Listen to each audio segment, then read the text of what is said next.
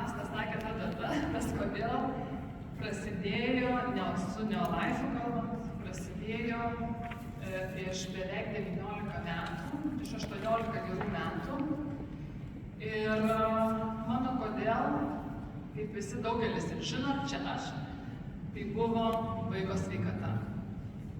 Ir čia yra mano pirmagimis sūnus,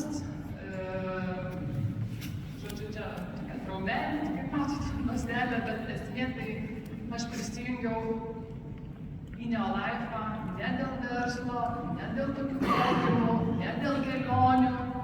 Man svarbiausia buvo, kad mano sūnus būtų sveikas, kad jis vaikščiotų ir man tai atrodė pats svarbiausias dalykas.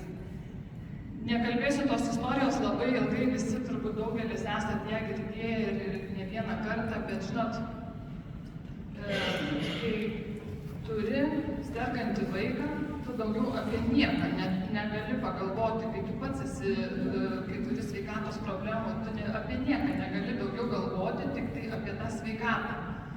Iš kur jos gauti ir kaip išspręsti tą problemą.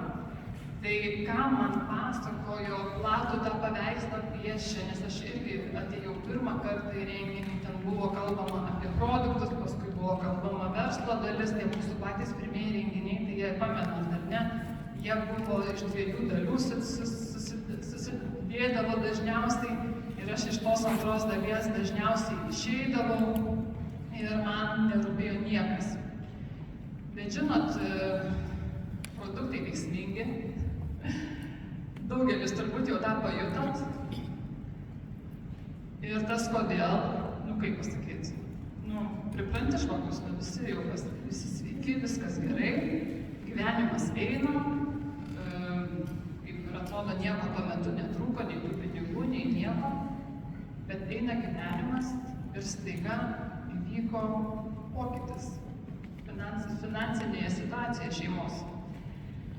Tada jau mes buvome pravartoję 3,5 metų tos produktus ir atėjus krizei į pasaulį, į Lietuvą, čia buvo 2008-2009 metai, matot, kokioje aš padėty buvau, tai įsivaizduok, ką daryti žmogui, kai pajamos susitraukia šeimoje 65%.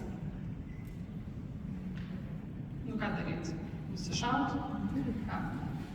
Tai tikrai aš nieko čia nenušoviau ir kaip matot nenusišovau, bet tiesiog buvau 8 mėnesį nėščia, kai atėjo į mūsų šeimą krizė ir mūsų pajamos susitraukė tiek, kad mums tų pajamų užteko tik tai paskolą padengti.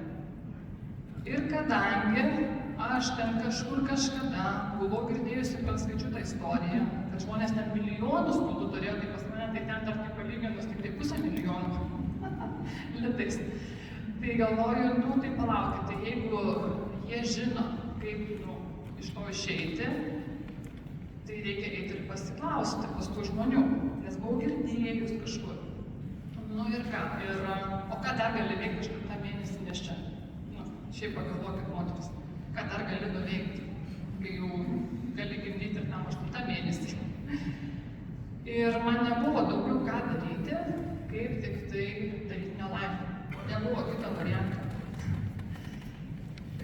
Ir faktas, aš nuėjau tiesiu taikymu arba teisybę, sakau, patvirtina, į sveikatą. Ir nuėjau pas savo rėmėją, pas rėmėjų rėmėją, pas skaičius, pasiklausiau, kaip daryti. Ir aš tiesiog nieko nesuprasdama, pradėjau daryti, nieko nesupratau, kaip ką, bet tiesiog ėmiau ir dariau. Įsikibau į tą ranką ir tiesiog aš tik tai po kokių metų supratau. Bet žinote, sekėsi puikiai, labai greitai perpratau, per metus laiko tikrai užaugo ir iki Safyro ta komanda ir viskas buvo gerai, bet ir čia ėjo laikas ir susitvarkė tie finansai, baigėsi ta krizė, baigėsi dekretai, vėl grįžau prie tų senų darbų ir vėl atrodo, čia vaikai sveiki, pinigų, kaip visada, žinot, negana, bet kažkaip tai vis tiek gyveni, nėra taip blogai, eina tas gyvenimas, bet vėl tas kodėl pasikeitė. Įvyko daug dalykų mano gyvenime ir vienas iš tų dalykų buvo skyrybos, žinote, aš turiu nuostabų vyrą Eduardą, tai mano yra antra santuoka, mes turime 3 sūnus. Ir žinot, tas kodėl vėl keitėsi. Keitėsi šį kartą per tokią vėl skaudžią vietą, nes, žinot, kuo labiau skauda, tuo didesnis pokytis įvyksta gyvenime. Ir čia tokia graži nuotrauka iš krikštynų ir įsivaizduokit, tuo metu aš buvau viena su jais. Turėdama vyrą, gerą vyrą, turėdama aš buvau viena. Vyras buvo užsienyje, nes reikėjo mums didelių pajamų. Ir nes mes, kaip ir visi normalūs lietuviai, turim paskolų. Ir žinot, aš galvoju, tai palauk, bet 3 sūnus, ar tai juos turi auginti viena mama? Kaip aš būdama mama galiu jiem duoti tai, ko jiems reikia gauti iš tėčio? Ir mes kažkaip nežinojom, kaip išspręsti šitą problemą ir visai bandėm tikrai, nesakau, kad čia jau iš karto tas pirmas buvo apsisprendimas į užsienį išvažiuoti, visai bandėm. Ir žinot, tas lašas po lašo, atrodo vėl, tada aš buvau atitrūkus nuo to neolai šiek tiek, kažkiek dariau, nesakau, kad visai, žodžiu, tik vartotojai buvo. Ir buvo tas paskutinis toksai skausmo taškas, paspaustas tas mygtukas, kai Jokūbas pradėjo kalbėti. Žinot, kai atrodo vaikas nekalba, tai kai įsivaizduoti, nekalba, bet kai pradėjo kalbėti, aš parodysiu tokį video, tikiuosi pasileis ir garsas bus normalus. Ką vaikas pradėjęs kalbėti, ką jis tai pradėjo šnekėti.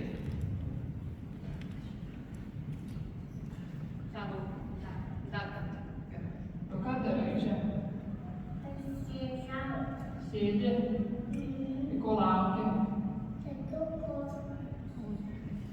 Ko lauki? Bet jisai darbelį dar yra. Jisai darbelį dar yra. Pastatuką nori važiuoti. Tokia darbelio, iškart.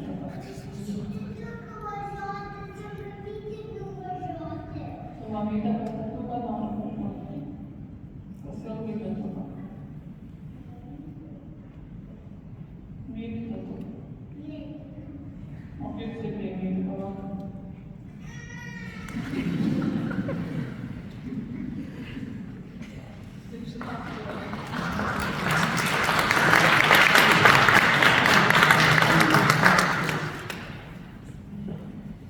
Kas turite tokią situaciją, tai suprantat, ne? Tikrai sunku nesijaudinti. Ir čia buvo kiekvieną dieną, po kelis kartus per dieną.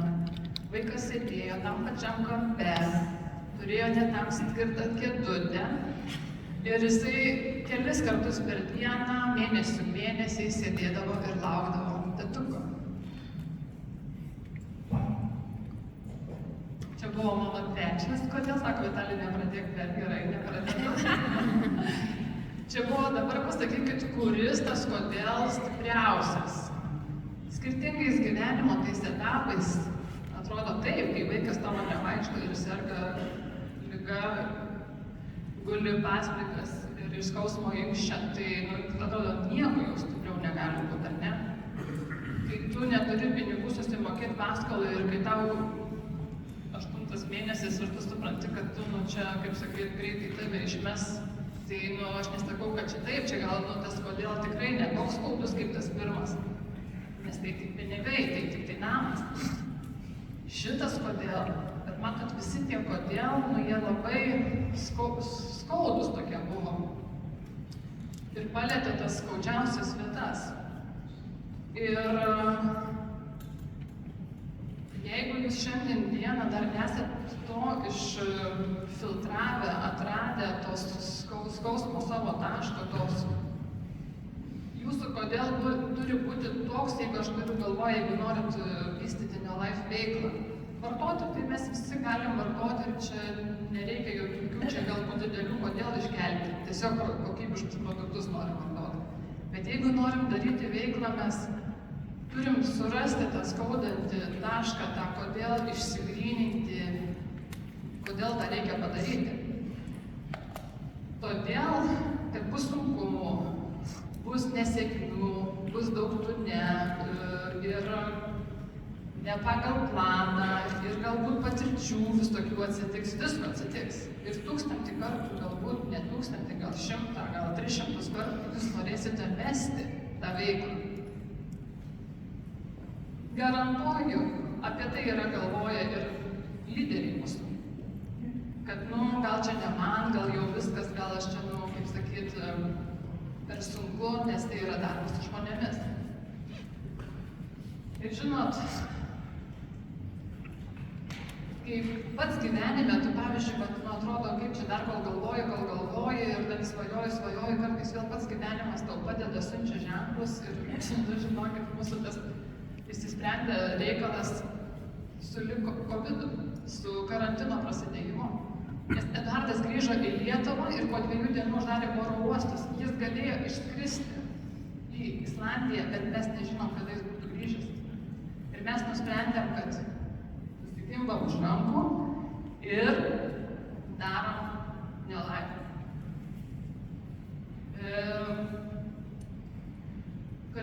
Apkalbėjome visus lyderius, palauk.